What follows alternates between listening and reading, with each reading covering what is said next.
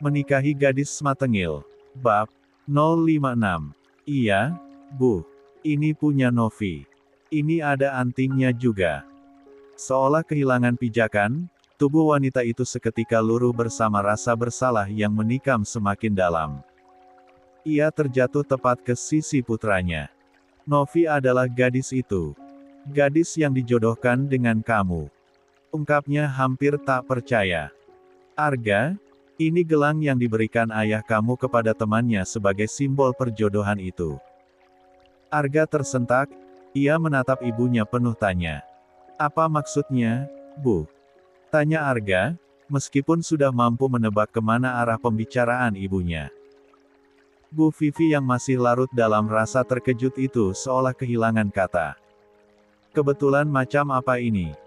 Ini gelang yang sama dengan yang diberikan ayah kamu saat melamar ibu dulu. Layaknya tersambar petir, tubuh Arga gemetar. Ia bahkan hampir tak percaya dengan apa yang didengarnya. Tak terbayangkan bahwa gadis yang ia nikahi secara terpaksa itu ternyata adalah orang yang memang sudah dijodohkan dengannya. Arga menebak bahwa Rio menghubunginya tadi adalah untuk memberitahu bahwa Novi adalah gadis yang selama ini ia cari. Jadi, gadis itu adalah Novi. Ibu nggak salah ingat. Nggak, Arga. Ini memang gelang itu, peninggalan opa kamu. Ini nggak mungkin ada yang sama karena opa kamu pesan secara khusus. Bu Vivi meraih kotak kecil tersebut dan mengeluarkan secarik kertas dari sana. Membaca barisan kalimat yang tertuang dalam surat usang tersebut. Air mata pun semakin merebak di pipi ketika menemukan bukti kuat bahwa gadis yang mereka cari selama ini memang Novi. Gadis pilihan mendiang suaminya untuk dijadikan menantu. Kenapa kamu nggak pernah bilang kalau Novi punya gelang? Tanya wanita itu. Aku nggak tahu kalau Novi punya gelang, Bu. Aku baru temukan tadi saat cari kartu pelajarnya untuk kelengkapan laporan ke polisi. Lagi pula aku nggak tahu gelang itu seperti apa. Menyeka air mata, wanita itu mengeluarkan ponsel. Menghubungi asistennya sesegera mungkin agar menggerakkan orang untuk mencari menantunya. Bila perlu, ia akan menyewa seorang detektif untuk mencari Novi. Kita harus gerak cepat untuk mencari Novi, ucap wanita itu. Arga menatap ibunya. Apa Arvin nggak bilang sama ibu kemana dia mau membawa Novi? Tanyanya, mungkin saja ibunya tahu, sebab dirinya lah yang meminta Arvin membawa Novi. Enggak, Arga. Ibu cuma minta Arvin bawa adiknya pergi. Ibu nggak tanya kemana, jawabnya penuh sesal. Tak ingin terus terbelenggu, Arga segera bangkit. Sambil menunggu hasil pencarian polisi, ia akan mencoba mencari Novi di tempat-tempat yang memungkinkan. Nico, Hito dan Nindi pun turut membantu mencari. 1x. Lepasin aku, Kak. Aku mau pulang ke rumah Mas Arga. Novi yang bersandar di tempat tidur itu memohon sekali lagi kepada kakaknya. Matanya memindai seluruh ruangan itu dan sama sekali tidak ada celah untuk melarikan diri, sebab pintu terkunci rapat. Selain itu, hanya ada jendela kaca besar dan tebal yang terpasang mati. Untuk apa lagi kamu pulang ke sana, Novi? Perjanjian kalian sudah selesai. Lambat laun Arga akan meninggalkan kamu. Enggak, Kak. Mas Arga pasti lagi cari aku. Aku mau pulang. Diam dan berhenti menangis. Pekik lelaki itu. Lebih sekarang kamu makan, karena siang ini kita akan berangkat ke luar kota, ucapnya sambil membuka aplikasi pemesanan tiket kereta api secara online. Aku nggak mau kemana-mana, Kak. Aku mau tetap di sini. Supaya apa? Supaya kamu bisa melihat Arga menikahi perempuan yang ada dalam surat perjanjian itu. Arvin menatap tajam adiknya. Mas Arga udah putus sama Bu Alia. Cih. Arvin berdecih kesal. Arga tidak menganggap kamu. Lagi pula ibunya nggak suka sama kamu dan malah minta kakak untuk bawa kamu pergi dari kehidupan anaknya. Novi sadar akan hal itu. Bu Vivi memang tidak pernah menyukai dirinya sejak awal. Tetapi, Bagaimana dengan Arga? Kebersamaan mereka selama ini tidak hanya menumbuhkan benih-benih cinta di hati Novi, tetapi juga menumbuhkan benih yang dititipkan Arga di rahimnya. Sekarang makan. Jangan sampai kamu lemas karena perjalanannya nanti akan lama. Novi menggeleng cepat. Hanya air mata yang terus mengalir. Ia bahkan tak berani memberitahu sang kakak bahwa saat ini Ja sedang dalam kondisi berbadan dua. Jika Arvin tahu, mungkin Ja akan marah besar. Mas Arga. Novi terisak memeluk bantal. Sudah. Jangan sebut nama itu lagi. Urusan kamu dengan dia sudah selesai. Bentak lelaki itu, lalu segera beranjak keluar kamar. Mengunci pintu dari luar agar Novi tidak bisa kemana-mana. Arvin memilih menenangkan diri dengan pergi ke balkon.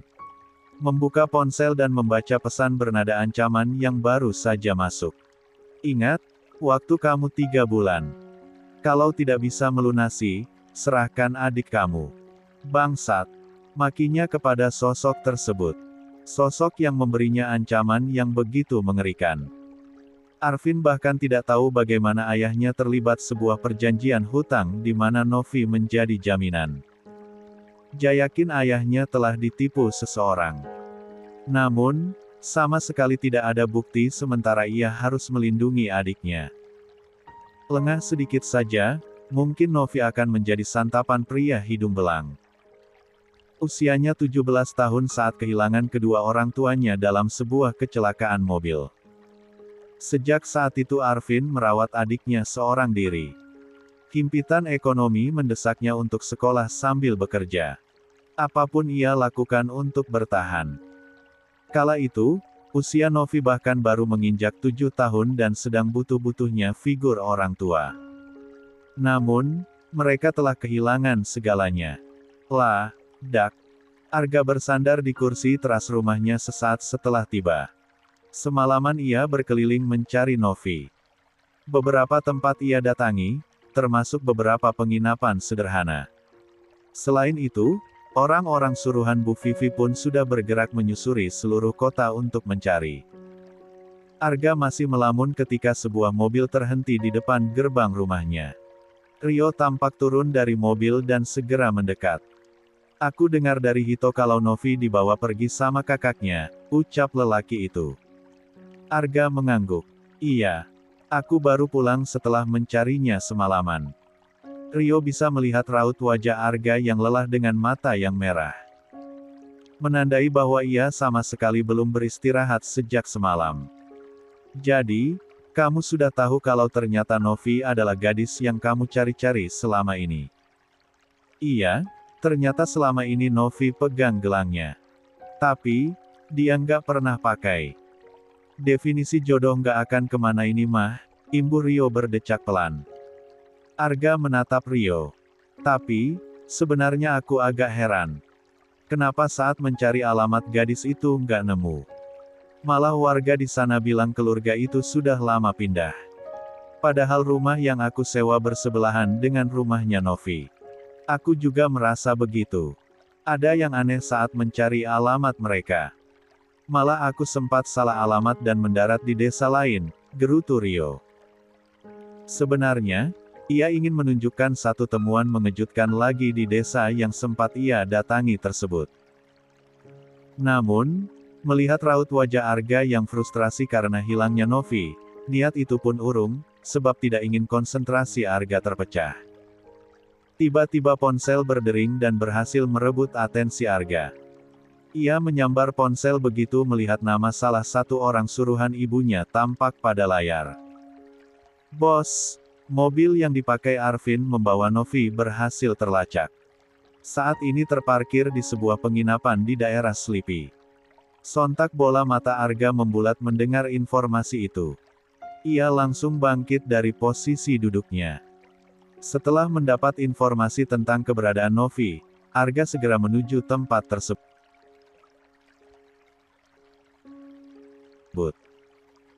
Demi memudahkan segala urusan dan mencegah Arvin berbuat nekat, ia lebih dulu melaporkan kepada pihak kepolisian agar mendapat bantuan.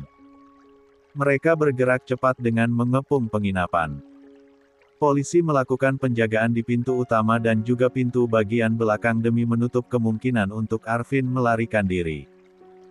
Keberadaan belasan polisi berhasil menyita perhatian orang-orang di sekitar. Beberapa warga tampak berjejer di sisi jalan, penasaran dengan apa yang terjadi.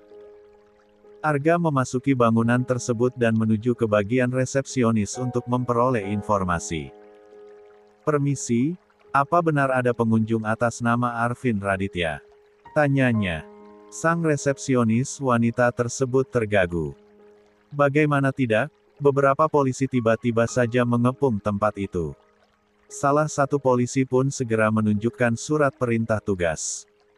"Sebentar, saya lihat dulu," jawab wanita itu sedikit gemetar, lalu memeriksa data pengunjung. Tak membutuhkan waktu lama, ia kembali melirik para pria di hadapannya. "Pengunjung atas nama Arvin Raditya memang ada, Pak. Beliau check-in semalam pukul 9. Mengambil kamar tipe luksuri seharga Rp350.000 untuk 1 hari. Tapi, beliau sudah check out kurang lebih 15 menit lalu." Mendengar informasi itu membuat Arga membuang napas kasar. Meja resepsionis pun menjadi sasaran amarahnya. "Untuk membuktikan kami harus periksa kamarnya dulu," imbuh salah satu polisi. "Baik, Pak. Silahkan. Kamarnya di lantai 4. Wanita itu menyerahkan kunci kamar, lalu melirik salah satu petugas penginapan untuk mengantarkan mereka menuju kamar. Setibanya di kamar tersebut, polisi langsung membuka pintu. Kamar yang diinformasikan ditempati oleh Arvin itu memang sudah dalam keadaan kosong. Sepertinya, memang benar kalau mereka baru keluar beberapa menit lalu. Kamarnya bahkan belum sempat dibersihkan petugas penginapan, ucap salah satu polisi. Arga meneliti kamar tersebut demi mencari jejak-jejak yang mungkin ditinggalkan Novi. Namun, tidak ada petunjuk apapun di sana. Selain selimut dan handuk bekas pakai yang tergeletak di tempat tidur. Di sofa ada bantal kepala dan bantal guling. Sementara di meja ada piring bekas makan untuk 2 orang. "Apa perlu kita minta cek rekaman CCTV untuk memastikan?" tanya Rio. Arga menyahut dengan anggukan kepala. Tak ingin membuang waktu, ia meminta untuk memeriksa rekaman CCTV di penginapan tersebut. Hasilnya, terlihat jelas detik-detik di mana Arvin memaksa Novi untuk naik ke mobil dan membawanya pergi. Mobil yang sama dengan yang ia gunakan untuk menjemput Novi semalam. Pancaran penuh amarah terlihat jelas dalam tatapan lelaki itu. Terlebih, setelah melihat Novi menangis sebelum naik ke mobil. Ingin rasanya ia hantamkan kepalan tinjunya ke wajah Arvin yang telah membawa Novi tanpa seizinnya. "Boleh saya minta nomor telepon pemesan kamar?" Saat reservasi, pasti pengunjung dimintai kartu tanda pengenal dan nomor telepon, kan? Pinta Arga kepada resepsionis. "Ada, Pak. Sebentar." Tatapan wanita itu kembali tertuju pada layar komputernya, lalu menyebutkan nomor telepon yang tertera. Arga segera menghubungi nomor tersebut, tetapi sudah dalam keadaan tidak aktif. Bahkan saat mencoba menghubunginya berulang-ulang. "Gimana?" tanya Rio, menatap Arga. "Gak aktif." Rio ikut geram. "Kita harus gerak cepat. Bisa saja Arvin mau bawa Novi keluar kota. Itu yang aku takutkan." Arga semakin gelisah. Khawatir akan terjadi sesuatu yang buruk terhadap istri dan bakal buah hatinya. Melalui nomor yang tertera dalam data pemesanan kamar, polisi akan melakukan pelacakan guna mengetahui keberadaan sang pemilik ponsel. Namun, mereka harus menunggu untuk Arvin mengaktifkan nomor tersebut, agar lokasi terbaru dapat terdeteksi. Mobil yang dikemudikan Arvin berhenti di parkiran stasiun kereta api. Ia melirik Novi yang sejak tadi menangis tiada henti. "Sudah, jangan nangis lagi," desis lelaki itu tampak kesal. "Aku nggak mau pergi, Kak. Tolong biarkan aku pulang ke rumah Mas Arga. Entah sudah kali keberapa Novi memohon kepada kakaknya. Novi, untuk apa lagi kamu bertahan? Ibunya Arga itu nggak bisa menerima kamu sebagai menantu, dan dia ingin kamu pergi untuk selamanya dari kehidupan anaknya. Dia benci sama kamu. Sedangkan Arga, dia melempar surat perjanjian cerai untuk kamu. Kalaupun dia baik sama kamu, itu hanya karena dia mau memanfaatkan kepolosan kamu. Arvin kemudian merogoh saku celana dan mengaktifkan ponselnya. Sudut matanya berkerut saat mendapati pemberitahuan puluhan panggilan tak terjawab. Hanya dengan melihat nomor saja, ia mampu menebak siapa yang sedang berusaha menghubungi dirinya. Sedikit heran karena setahunya, nomor barunya ini hanya diketahui oleh lelaki yang semalam memberi ancaman tentang Novi. Itu pun Arvin yang menghubunginya lebih dulu untuk menyelesaikan masalah di antara mereka dan menyerahkan uang senilai 1,5 miliar secara tunai. Akan tetapi, kenyataannya tidak semudah yang Arvin bayangkan, sebab ia masih harus menyerahkan 1 miliar lagi sebagai penebus hutang. Angka sebesar itu, tentu saja akan sangat mustahil baginya. Sialan. Dari mana Arga tahu nomor baru ini? Gerutu Arvin dalam hati. Dari Novi tidak mungkin, karena ponselnya tidak pernah dipegang adiknya itu. Kalaupun Novi diam-diam mengambil saat dirinya sedang mandi atau tidur semalam, tetap percuma. Karena ponsel tersebut memiliki sandi yang hanya diketahui olehnya seorang. Apa jangan-jangan dari resepsionis di penginapan? Gumamnya lagi setelah tersadar bahwa sebelumnya, ia menuliskan nomor telepon saat melakukan pemesanan kamar. Aduh, sialan. Tak ingin keberadaannya terlacak oleh adik iparnya yang kurang ajar itu, ia cepat-cepat menonaktifkan ponsel. Sebelum turun dari mobil, tatapan penuh peringatan ia layangkan kepada Novi. Ingat, jangan coba macam-macam. Kalau kamu berani melarikan diri, awas aja. Ancamnya. Novi hanya mengangguk pasrah menahan air mata. Namun, diam-diam ia telah merencanakan untuk melarikan diri dari Arvin jika ada kesempatan. Ia hanya perlu sedikit berhati-hati. Ayo, cepat turun. Pintanya sesaat setelah membuka pintu mobil untuk Novi. Tangan adiknya itu ia genggam. Baru saja akan melangkah, tiba-tiba 3 orang pria berdiri tepat di hadapannya. Mata Arvin seketika membulat saat menatap salah satu dari mereka. Mau kabur rupanya, ucap lelaki itu. Menyeringai tipis sambil menatap gadis belia di hadapannya. Sadar situasi, Arvin langsung menarik Novi ke belakang punggungnya sebagai bentuk perlindungan. Mau apa kalian? Masih tanya mau apa? Sinisnya terkekeh. Tentu saja mau dia. Ia menunjuk Novi dengan dagunya. Bukannya kamu sudah memberi waktu 3 bulan untuk melunasi? Tadinya, iya. Tapi setelah melihat kamu mau melarikan diri, saya berubah pikiran. Serahkan dia kepada saya. Gakakan. Genggaman Arvin kepada adiknya semakin erat. Di balik punggung Arvin, Novi menatap 3 pria tersebut. Ada pertanyaan dalam benak tentang apa maksud dari pria itu. Mengapa meminta dirinya? Kak, mereka siapa? Apa maksudnya? Bisik Novi. Tenang, jangan takut. Genggaman Arvin pada adiknya semakin erat. Sesuai perjanjian dengan ayah kamu, kalau sampai batas yang telah ditentukan dan dia belum bisa melunasi, maka anak perempuannya yang akan jadi penebusnya. Usia adik kamu sudah 18 tahun, kan? Berarti dia sudah bisa bekerja untuk saya. Jangan mimpi.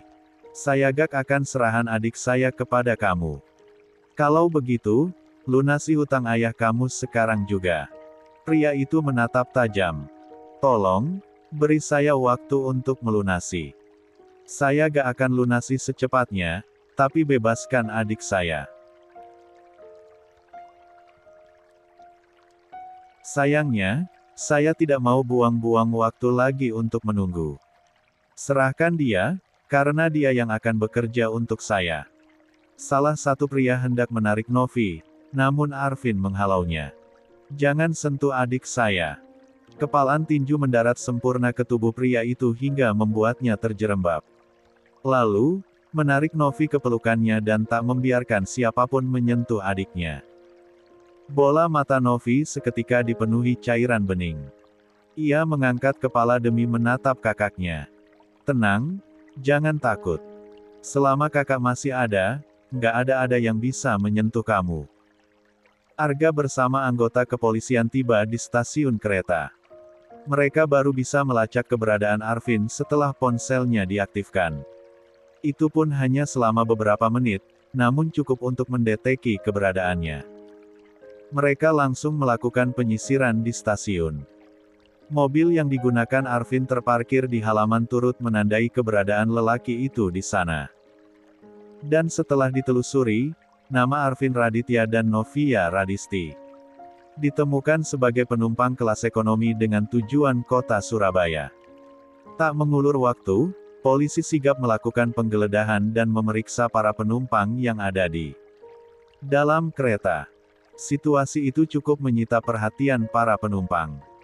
"Gila, mau kabur ke Surabaya ini orang. Apa mereka punya keluarga di sana?" tanya Rio.